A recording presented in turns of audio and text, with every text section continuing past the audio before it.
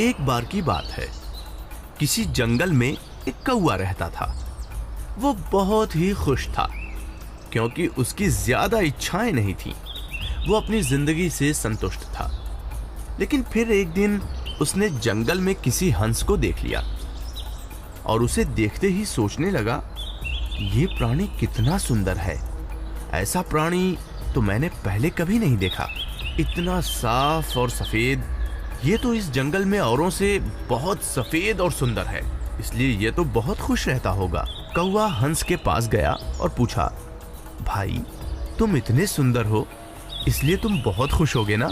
इस पर हंस ने जवाब दिया, हाँ, मैं पहले बहुत खुश रहता था जब तक मैंने तोते को नहीं देखा था।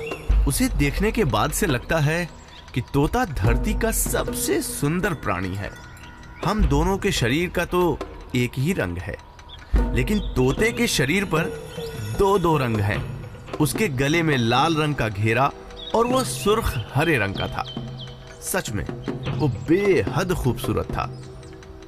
अब कौवे ने सोचा कि हंस तो तोते को सबसे सुंदर बता रहा है, तो फिर उसे देखना होगा। कौवा तोते के पास गया और पूछा, भाई तुम दो दो रंग पाकर बड़े खुश होगे।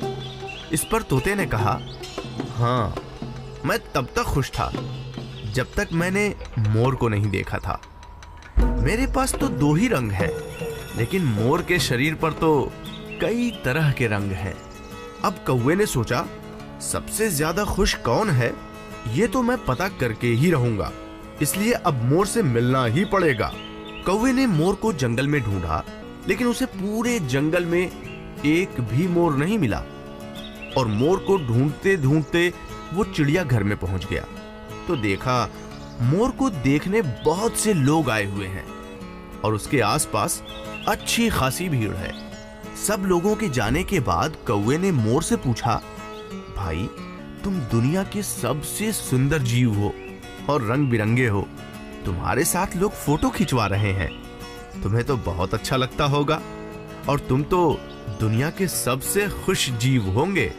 इस पर मोर ने दुखी होते हुए कहा, भाई अगर सुंदर हूं तो भी क्या फर्क पड़ता है।